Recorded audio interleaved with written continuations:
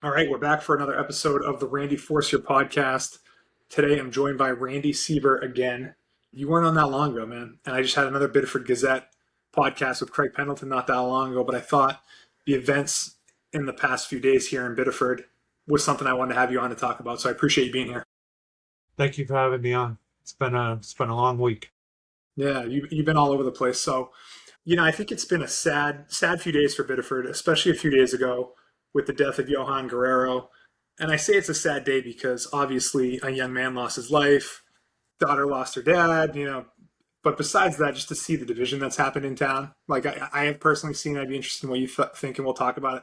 That part's been sad. People yelling at each other as they drive by each other on the roads. Just the way, I don't know, the city and maybe even the state and the country kind of handle it. It's been sad from that point of view for me. So I wanted to have you talk about it. What's the past few days been like for you? That's kind of a permeating view of what's been happening. But I got to tell you something, that one of the advantages of kind of being boots on the ground for the last 72 hours, I also got to see a lot of other things, Randy. And what I really got a sense of is that here in Biddeford, for the most part, we know how to be a community. We know how to support each other. We did, for the most part, with the very, very few rare incidents, we're able to have the protest and the counter protest. They were all peaceful. There was some yelling, of course. This is a situation that gets everybody emotional, but I saw people hungry for supporting news, to know how they could be part of it, and wanted to express their concern, their anger, their outrage, their shock. So what I saw actually in the last 72 hours, maybe some of us saw the worst of Biddeford, but I think I'm kind of stepping away from the story now, saying I think I saw the best of Biddeford in the last 72 hours, That's despite all. the awful tragedy. Yeah. And I think maybe a little bit of it is me kind of avoiding some of that stuff. And with you being on the ground with the protesters, just being really entrenched in the story, you're probably seeing it from a lot different angle than I am, who's Yeah, just trying to keep it at a distance. But the things that it do make through to me are just things that it's like, I don't want to hear that stuff. So that's good. I'm right. glad that you're on to discuss those things. So this all happened on Monday morning, right?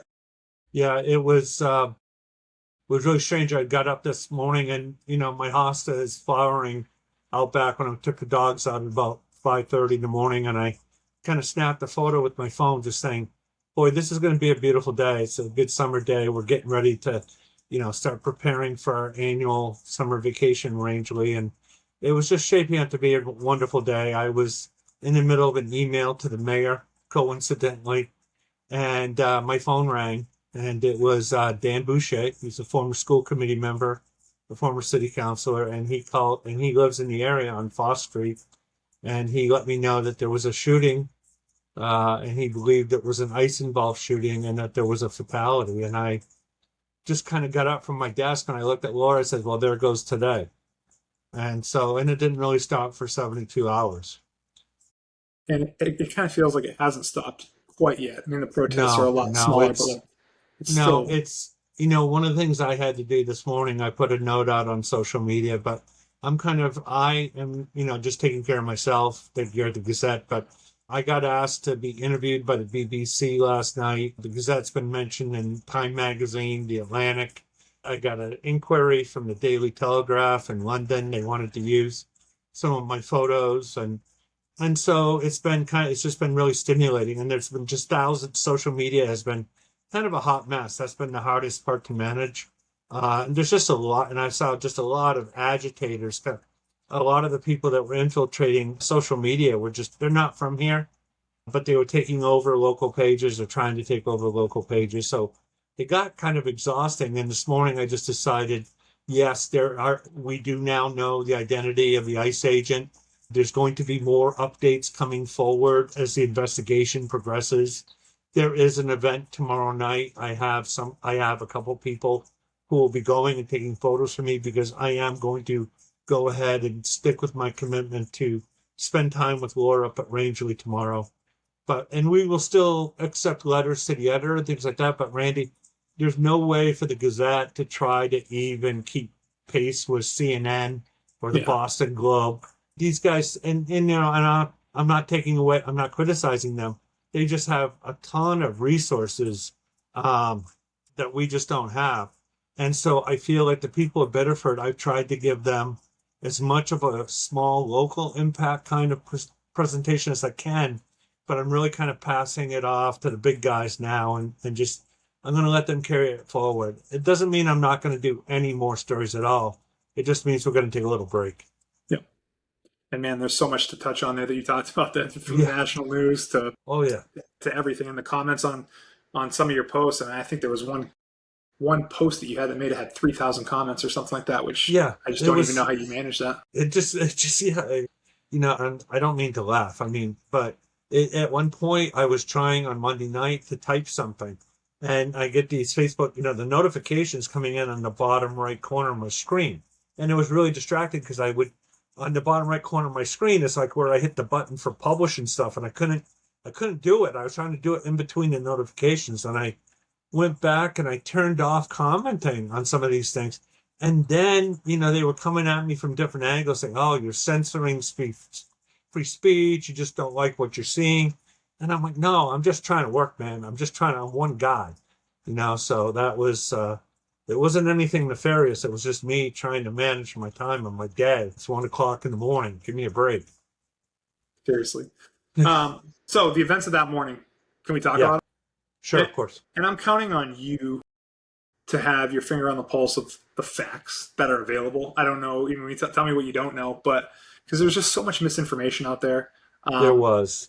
So there was and there is, right? I mean, still, yeah. So the initial call came in, to the best of our understanding, at 7:20 a.m. There had been an ICE enforced shooting. We learned subsequently, several hours later, that Mr. Guerrero was not the subject, the person that ICE was initially looking for, and that he was driving a white Kia sedan. You know, the messaging has changed from ICE a little bit. I can tell you it's been really hard for us from the media to get any information out of ICE. Our first instincts were to call the Biddeford Police Department, and they just really locked us down. And they said all inquiries must be directed through ICE. They absolutely refused to talk to us in any way, shape, or form.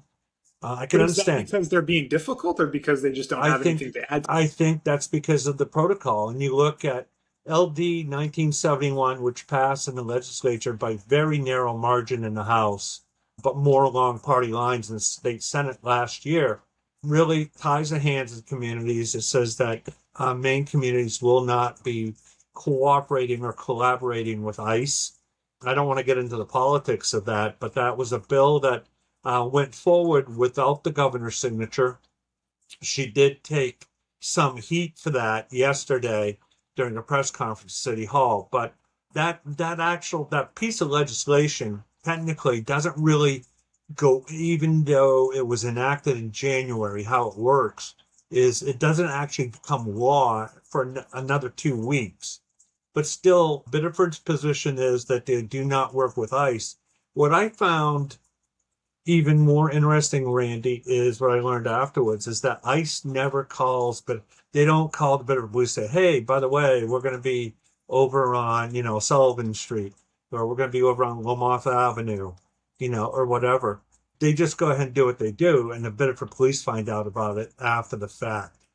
I think Biddeford Police, you know, certainly had, by the time I got on scene, I left as soon as I could. I just threw on a pair of shoes and just grabbed the notebook and, you know, ran out of the house. But there was a heavy presence by Biddeford Police, and I saw personally the police chief roll up. But all Biddeford Police were doing they were doing like traffic control and securing the scene, the Maine Attorney General's office, and there's a number of different things to go through for the investigation, but the crime scene has to be very rigorously documented. So obviously the area kind of needed to be protected.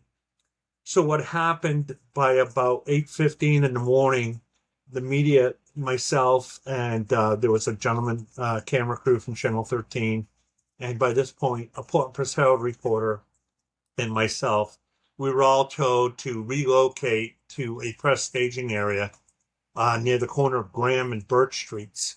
Coincidentally, that's near where St. James School is. I actually saw you on the corner over there. I was Yeah, driving through at one point, but yeah. yeah. My colleagues in the media, because everybody was rolling down the window and saying, "Hey, Randy," "Hi, Randy," and all this stuff. And so I think it was the Channel 8 reporter looked at me. She goes, "Do you know everybody in Biddeford?" And I'm like, "Yeah, pretty much. But this doesn't happen in Scarborough or Kennebunk because nobody knows me there. But in Biddeford, yeah, sorry." So, but yeah, and it turned out I don't know why they put us over there because there was never a press conference. ICE never came by. The PD, I think they just really wanted us out of the way. And we figured out pretty quickly, watching social media and looking at our phones, the real action, the story was going to be taking place down in Mechanics Park. So we all kind of gathered up our stuff. Laura was a sweetheart. She was really backing us up throughout the day. She brought a huge cooler of bottled water for all the media folks who were just hanging out by the school. But then somebody from the school came by and they were quite upset that the city had asked the press to be over there, and they asked us to get off the property, and they didn't want obviously for obvious reasons, they didn't want any background shots of the school, any pictures of the school, or have the school in any way involved. And so we wanted to be very respectful of that. So then everything kind of seemed at that point to shift to Mechanics Park. And that's where the protest and rally started. Can I ask you some questions of the events? Sure, of course. Sorry. And I'd be interested in what you think. And if you don't know the answers to these things, then just let me know. But some of the things that you hear conflicting information about was just, and I don't even know why this matters, but just for the sake of getting facts out there. I mean, obviously someone lost their life, but Johan Guerrero was here illegally, but was authorized to work a few years ago. Is that your understanding of the situation? My understanding was I've gotten conflicting information on this, that I believe he had I-9 status and he had been issued a Social Security card. But Mr. Guerrero, I believe that forgive me, I do not know enough about this. I've been trying to dig down into details, but I believe he had stayed beyond his visa limitations. But again, I think it's important for people to remember that he was not involved at that time in the commission of a crime. He was not the subject of, the ICE has verified that he was not the subject of their investigation, but he became part of the investigation. They wanted to see his documentation, and eyewitnesses say they were screaming very loudly for just at each other, or in one direction. In one direction, from him toward to them, or toward him, toward what was described to us as a white sedan, a Kia, I believe, which we've all seen at this point. Yeah, we've all seen that at this point. So we were getting this information. Then there were some people said 8 gunshots. Some people said this. What we were able to confirm was 4 gunshots. And so it becomes very fuzzy after that. I am 99.9% sure with the sources and what I've been able to verify. His daughter, Mr. Guerrero's daughter, young daughter, was not in the vehicle at the time of the shooting. That is not what you hear out there. Most of what you hear is that she was in the vehicle, which would be insane if she was in the vehicle. I can't confirm that or deny that or anything like that. But what we heard was that she was in proximity, that she likely witnessed the incident. It's not an accident. And the incident.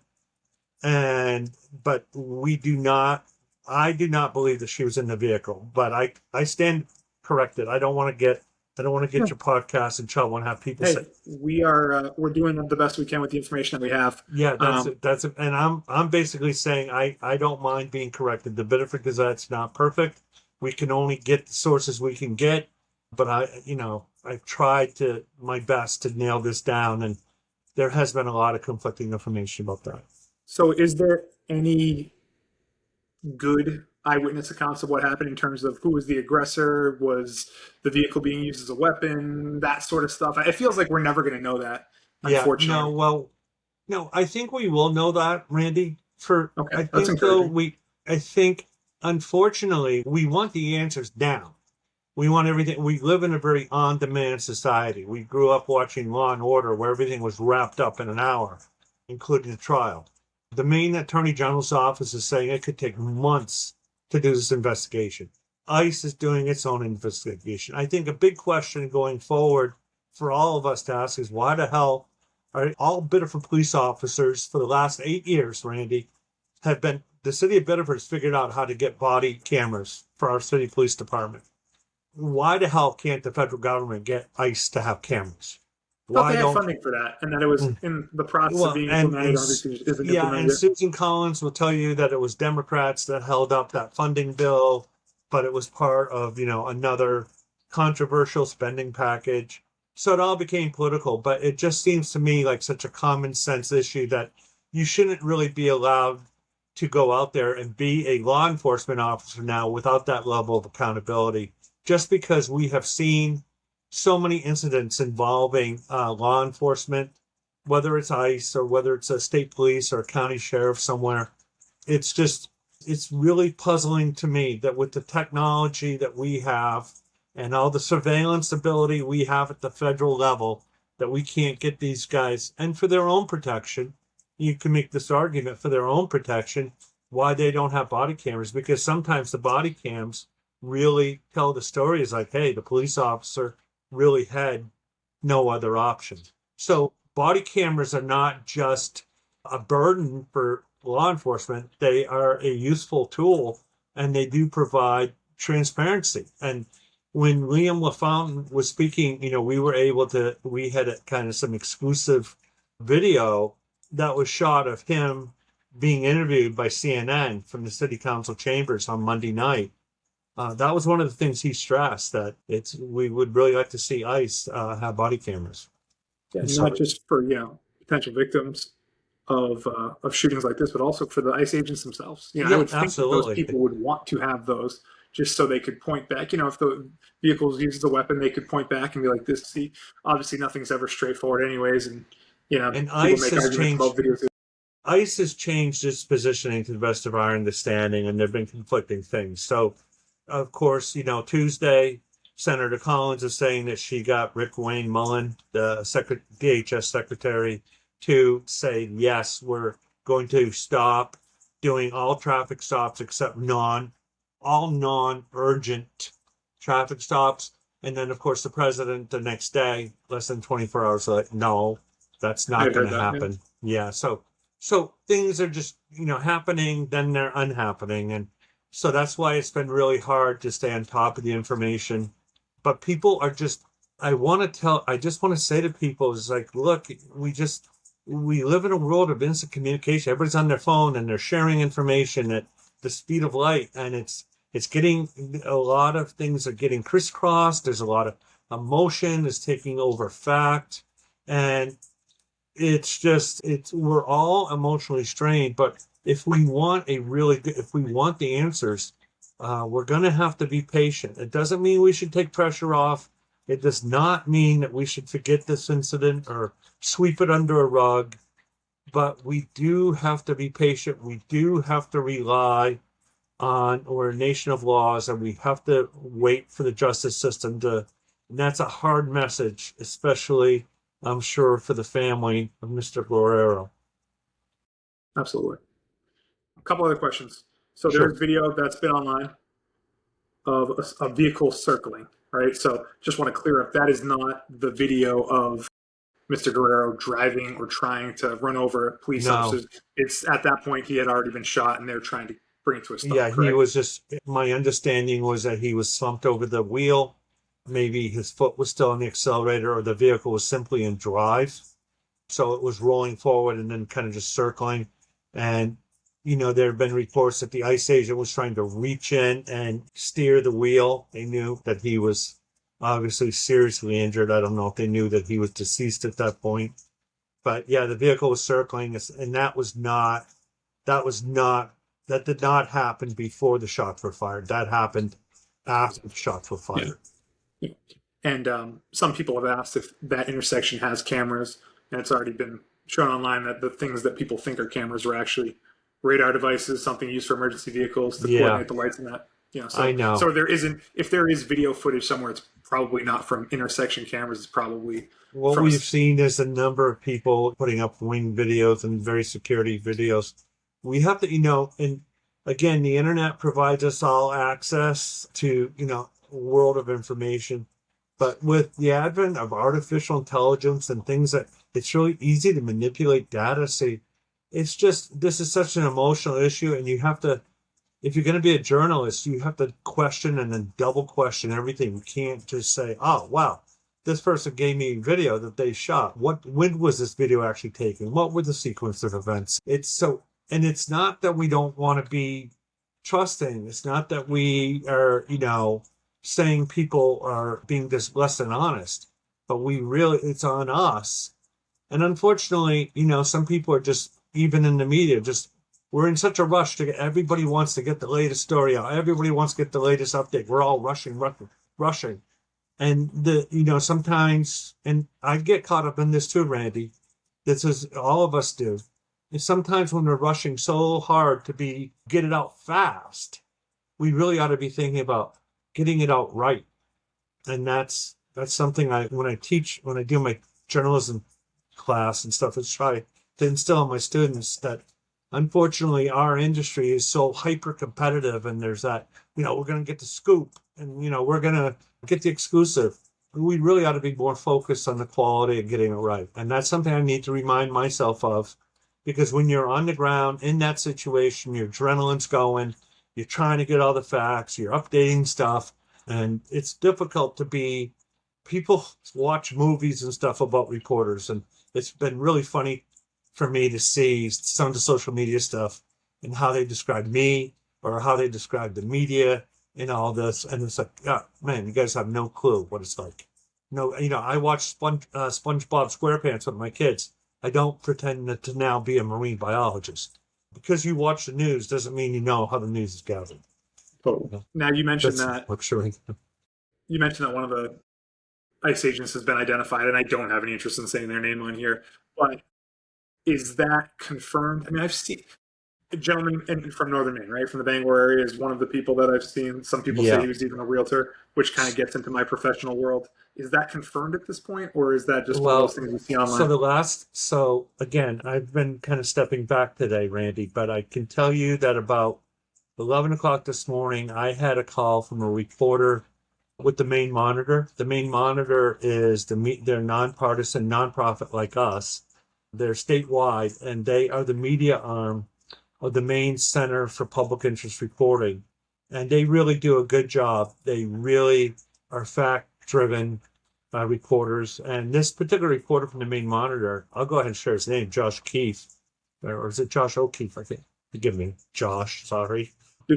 He called me this morning, and he was really he had gotten the information, but he wanted to know if I could share with him the contact information from my eyewitness from the scene. I knew the eyewitness personally, but I don't have his phone number. I would have shared it with Josh had I had it, but I know that this morning the Maine Monitor was in the process of confirming it. I know that, so when I talk to them, and it's been 4 hours now, whatever, I haven't been really looking. I know that people were trying to confirm that, and it's dicey for the press because, you want to be transparent, you want to be accountable, and you get the identity of the officer who did this, but I'm just really afraid that we have kind of it's like throwing a big piece of red meat out to an angry mob. And then now you can use Google and get his address, and that creates a whole nother world of problems. Yeah, the things that I had seen is that he was a real estate agent, and the office that he previously worked at, and I don't believe, if this is him, his license is active, or that he's with this agency, but that company itself was just getting bombarded with phone calls and threats and things like that. So that's unfortunate when stuff like that happens. Can I bring it back? A very passionate topic. Can I bring it back local for just a second? You know who else has been getting bombarded? It's easy to criticize City Hall staff, the people who you don't see in the press releases, the people whose pictures aren't on TV.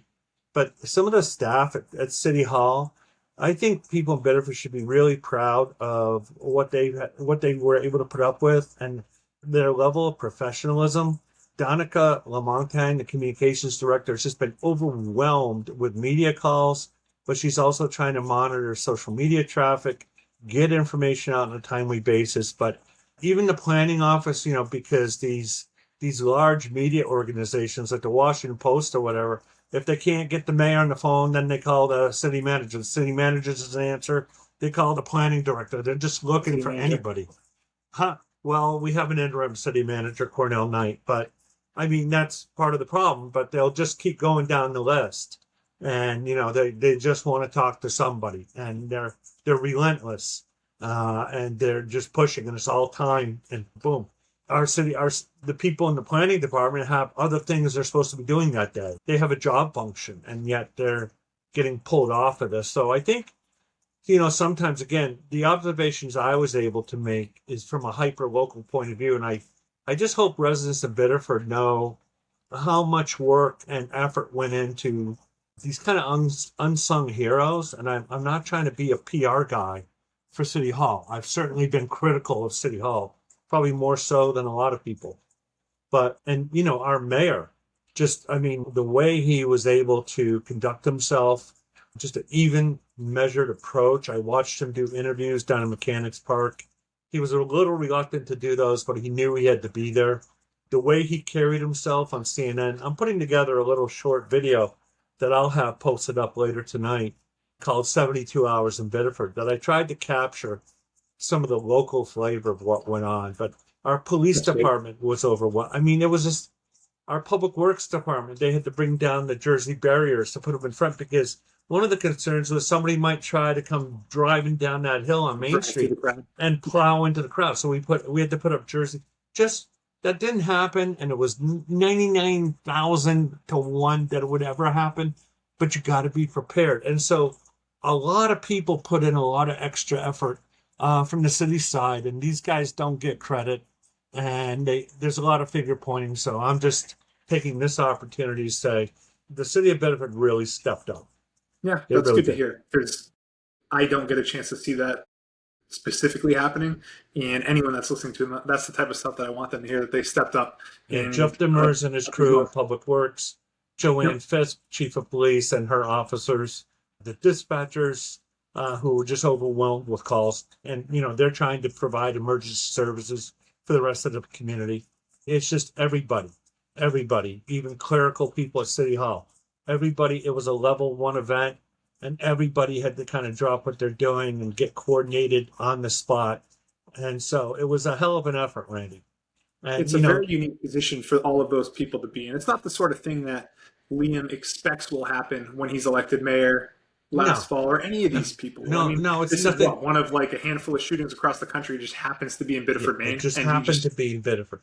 And, and CNN pointed that out in their, I don't know if it was the Aaron Burnett show, whatever it was, the video that we had of Liam, and you can watch it because we put it up online.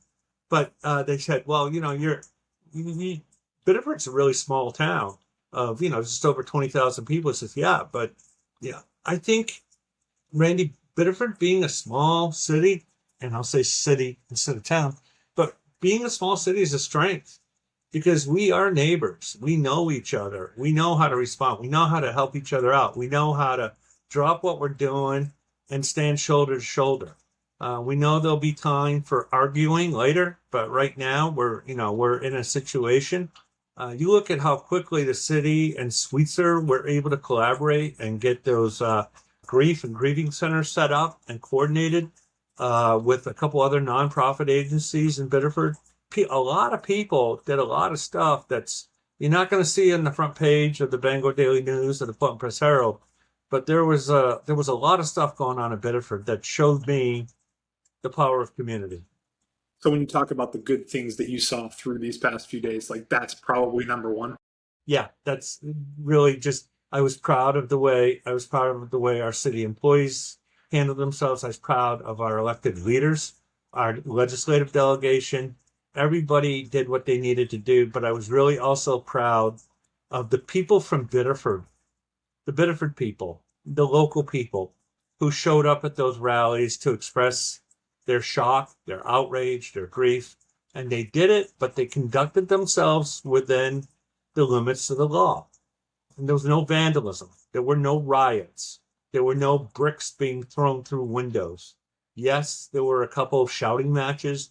Yes, there was a minor altercation, I believe, during a procession up to Susan Collins' office. Yes, they did briefly disrupt traffic on Main Street, but that was quickly and almost effortlessly cleaned up. So all things being equal, the city of Biddeford really showed. We were on the national stage for 72 hours, and we likely will be for a little longer, Randy. But Biddeford, when the going gets tough, Biddeford showed the rest of the world that we are a community that knows how to handle ourselves. We know how to ask for transparency and accountability. We're professional, we're compassionate, and we take care of each other. Biddeford defined community on the national stage. Awesome. So where do we go from here? I don't, it, you know, I think, there's an appropriate time for grieving, but I think grieving is going to have to lead to asking ourselves some questions going forward about how we conduct, these kinds of situations and be better prepared for them. I think there's all kinds of stuff I could speculate on. I think what we need to do going forward is to remain calm and to keep thinking about each other. I want to share with you something. You know that I'm the admin of one of the admins of the Biddeford Taco Community Facebook page. And one of the most popular posts we had in the last 24 hours, there was an incident yesterday where a gentleman was driving a red pickup truck near the intersection near Precourt, not Precourt, is it Precourt, the spur next to Walmart. He was traveling up 111 and he lost a bunch of the materials out of the back of his truck. He probably didn't have them secured right. A bunch of people just pulled over to the side of the road immediately and got out of their vehicles and they helped him. It was a very hot day and they were picking up all this stuff and loading it back to his truck for them. Instead of honking their horns or trying to drive out around him, they stopped, they got out, and they helped him. And we got pictures of that posted up there. And man, that got a lot of people were so hungry for something positive. And so that, again, that's just another picture of Biddeford. That's what Biddeford really is. I love that. Well, listen, I don't want to take much more of your time, but I appreciate all the work that you're putting into this. And it's great, again, as I've said over the past couple of years since we talked, it's great to have the Biddeford Gazette covering things like this. We're very lucky, and a lot of communities would be lucky to have something like that. So thank you for all the effort that you put into it. Well, thank you for having me on, Randy, and it'll be interesting to watch how we do move forward.